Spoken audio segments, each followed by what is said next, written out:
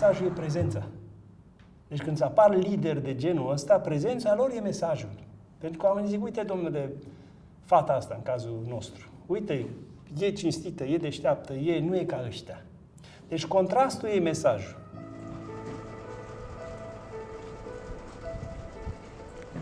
Maia Sandu, și m-a convins că ea nu-i, mă scuzați, nu-i din bandă cei care fură totul. Vreau să spun că nu ne-am gândit la aceea ca să câștigăm. Ne-am gândit ca să vină un președinte, să vină în Parlament curat, în primul rând, a doilea să fie disciplinat și să lucreze pentru popor, nu pentru ei.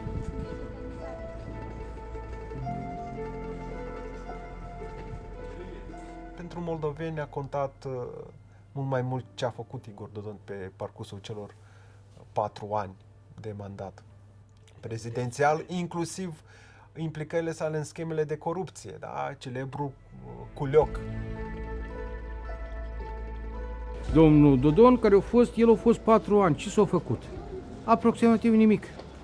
Să vedem ce o să facă asta. Dacă asta, să vedem alegerile viitoare ce o să fie. Мы их не трогали до 1 ноября, мы их не критиковали, не назвали их имена. Но они обнаглели. Пока не получают обратно по морде, не понимают. Problema este că într-o democrație nu poți combate propaganda prin aceleași mijloace. Nu poți interzice libertatea de exprimare. Astăzi e o discuție nesfârșită, foarte interesantă, dacă rețelele sociale ar trebui reglementate într-un fel sau nu. Поэтому нужно быть жесткими. Нужно давать отпор. И я вам обещаю, что мы нашу победу не упустим. Antrenorul te duce până în fața porții, dar geniul atacantului e la care dă golul. Sau ratează. Asta este. Dodon a ratat. Rușii l-au dus până în fața porții, dar n-a băgat-o în poartă.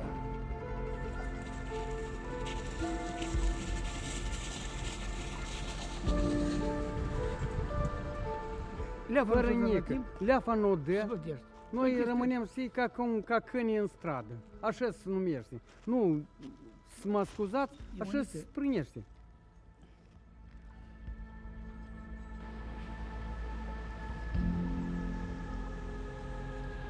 Ușor este expresia unei crize în Republica Moldova atât de profunde încât nu mai contează ideologiile.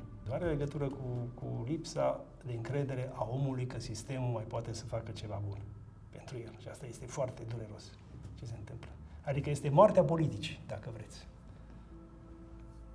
Nu știu cum s-a votat, că eu nu am votat pe nimeni. Eu pentru nimeni nu am votat. Pentru că eu am știut că nu-i nimeni în putere. Вообще nimeni nu cred. Eu v-am lămurit? A mie n-ai în cine să cred.